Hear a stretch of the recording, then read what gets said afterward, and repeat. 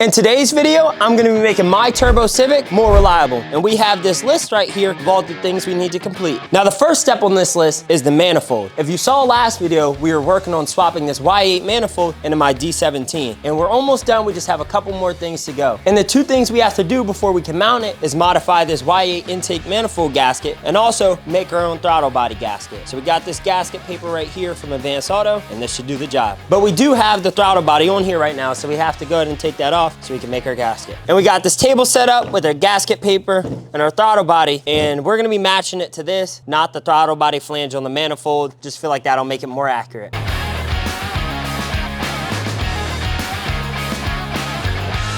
We're getting the holes started. Those are all lined up, just poked a couple holes in them, and then not exactly sure what we're gonna do yet for the big circle in the middle, but it's not going too bad so far.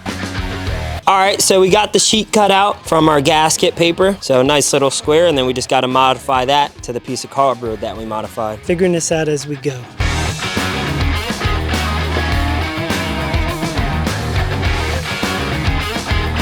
And honestly, making the gaskets for the manifold is the easy part of this swap. All the hard work is already done. Just cutting the bolt holes out right now. I'd say the better option would be to use a hole puncher. That would make a perfect hole. We couldn't find one, so we're just using a knife to cut out the holes, but that's definitely the better option. And right now, we're just working on making this hole for the gasket, and then we'll work on the big hole.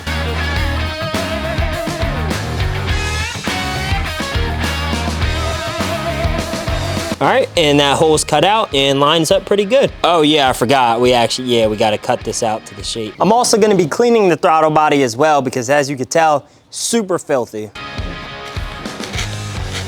And yeah, whenever you're making a custom gasket, guys, make sure you always start with something else and make the gasket out of that, and then just match it with the actual gasket paper that you picked up. All right, got the big circle outlined. Just need to cut this big hole, and then pretty sure this gasket's done. And then after this gasket is done, we can move on to the intake manifold gasket.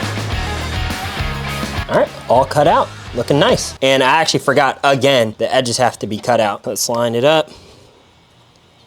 Oh wait, oh whoa. Okay, so the gasket actually has to be flipped that way because that hole is not in the center. If you flip it the other way, it looks wrong. It's not lined up. This hole is not in the middle, guys. All right, so all the edges are cut out for this gasket, and so is the big hole in the middle. So this thing's ready to bolt up, and we can move on to the next step.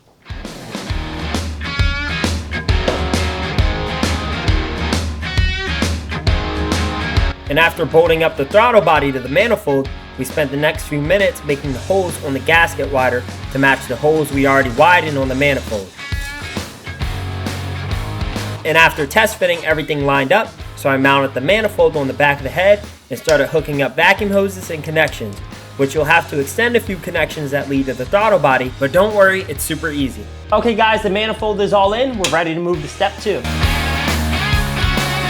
But before we go ahead and do the battery relocation, I got sent over a dash cam from Viofo. This is the A119M Pro 4K Ultra HD mini dash cam. And I'm gonna be installing it in my girlfriend's Accord because while the Civic is down right now and we're working with all the modifications, this is the car that I drive. And if you ever been in an accident and anything crazy happened on the road and you needed video proof of what happened or just wanted to show your friend something crazy that happened and you didn't have a dash cam, so this is why this is perfect, and we're gonna go ahead and unbox it. All right, right here, we can see the dash cam is on top. Take this out of the package. And it also comes with the sticker that goes on the car so other people on the road know you're protected by a dash cam. And it also comes with 2 films that you put on your window so your window doesn't get all that adhesive on it. And the other couple things that it has in the package is this wire right here that plugs into the dash cam here and this little 12-volt thing that plugs right into your car. And it even comes with a polarizer to prevent glare on the lens. And you would think it stops there, but it also comes with a trim tool so you can safely and neatly route your wiring. And Viofo actually sent me some goodies with it as well. They sent me this SD card right here, a wireless Bluetooth remote control, and also a hardwire kit. But I'm still just gonna be using this setup for an easier install. But once we have the Civic all done, I'll optimize for the hardwire kit.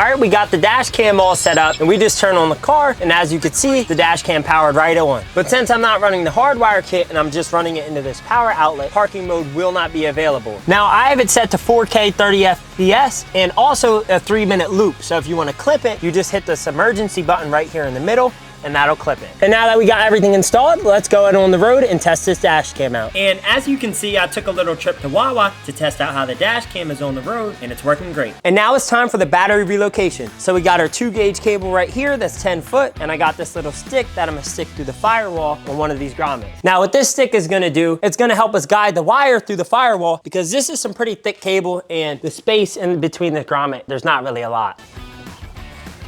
All right guys, we got the stick pushed through the firewall, so now we can tape our cable to that end. Because the way we're doing this is we're pulling it into the engine bay, not into the interior of the car, because that'll be a lot of cable to pull all the way through. It'll be a much shorter length to just pull through the firewall into the engine bay. Oh yeah, we see the cable. There we go. All right. So I'm gonna try to like cut like sort of a slit in this grommet because the hole is only big enough for the wires that are already going through it. And we want all this stuff to be protected, especially because we don't have a hood. So whenever it rains, it's all gonna get messed up. Okay, so I got the wire fed through and the slit all cut. So we're just gonna have to push that grommet up a little more, but that worked pretty well to fit the cable through. And then I also looped it through right here. And then I'm gonna put, oh, there goes my fuse box that's broken. And then I'm gonna have the stud tower, insulated stud tower right here. And this will connect right there. And then we're also gonna run these cables to the same stud. I gotta take this battery tray out because we won't need this anymore. Oh my gosh. All right, tray's out. And now we just have to take this terminal end off that's running 2 wires to under the fuse box and the alternator. There we go. All right, terminal end off. So right here, I got a pack of 2-gauge cable lugs, whatever you want to call them. And we're just going to connect these 2 cables together inside of this 2-gauge and then put one of these on the battery cable as well. And I'll run that all to the same stud. We just got to cut some of the casing around the wire, and then we're going to spin these 2 together, put it in here, crimp it, and we got some heat shrink in here as well.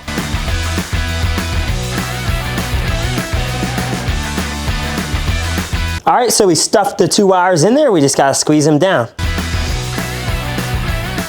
And now we can go to set up the heat gun so we can heat shrink it.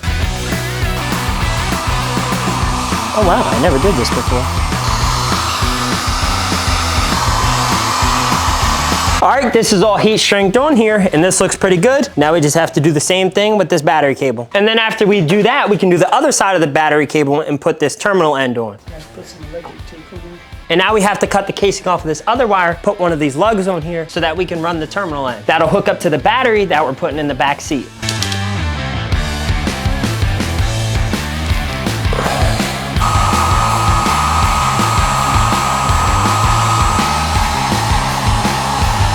Okay guys, so everything in the engine bay is almost set up. We have this cable all set up, the battery set up, and then we're gonna have our stud right here, and these are gonna layer just like this, and we're gonna screw that bracket into right here. And now we just have to figure out how we're gonna set up our negative. We got our little lug right here, our heat shrink, while my dad's cutting it, and then we'll crimp it in this. All right, now we're getting ready to crimp it. This is a lot harder than it looks with pliers and not an actual crimper. Oh my goodness.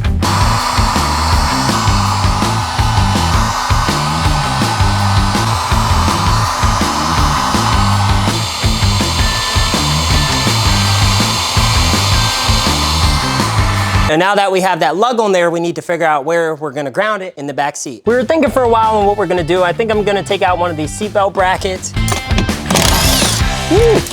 This is a true race car, guys. We don't need no back seats or seat belts. Okay, guys, so we just tried it and the bolt's actually too big to fit through our lug right here. So that spot's not gonna work. Gotta figure something else out. All right, we're good, Dad. All right, guys, so I'm actually gonna use what was bolting on my bottom seats right here. There's this little hole back there that already has threads on it. So we're just gonna use that.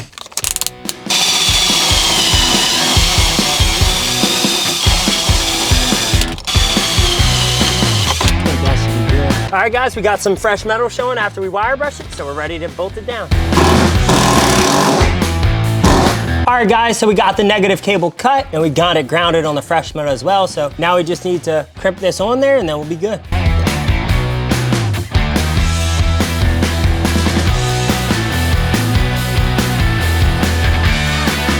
Okay guys, so we got the terminal end set up on the negative as well, and you can see we did a pretty good job cutting it for the length. We got extra length if we ever need to cut it again, and we got the positive running all the way through the engine bay, and it's a really good length on both. Fits perfect, so we still have to put the insulated power junction in the engine bay, and then the battery setup will be all done, and we can move on to the boost gauge. All right guys, we got our positive junction post, and we just got these couple screws, and we're just gonna screw it in right here, and both these cables will hook up right to it.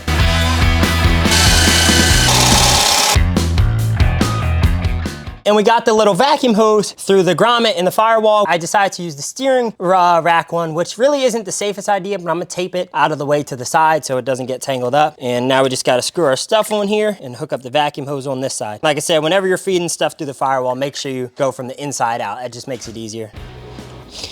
And if you're wondering where I picked this boost gauge up, I just picked it up from AutoZone for like 26 bucks. No need to spend like $300 on one or something like that. And as you can see on the list, the next step was boost controller, but unfortunately it didn't come here on time. So we're just gonna move on to number 5, which is a mystery, but I'm about to tell y'all what it is. And in this box right here is our mystery. So let's open it up. We got brand new headlights, guys. These are so much clearer than the hazy ones with water all in them, as you can see. These ones are really bad that are on the car right now.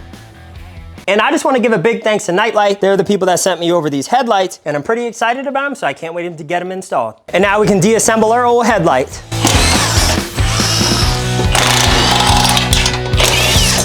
Oh, there we go. All right, one headlight out.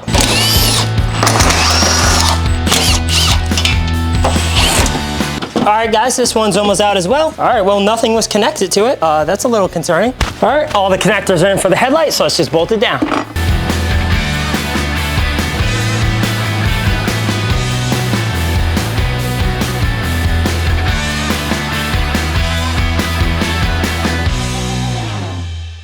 Also guys, if you want to pick anything up from Nightlight, from headlights to head bulbs and many other things, I'll have their website link down below. Okay guys, thank you for watching. We finally installed everything that we had on our list today, and I really think this Civic is coming along, getting a lot more done to prepare for this turbo build. And stay tuned for next week. We're going to be adding more to this Civic.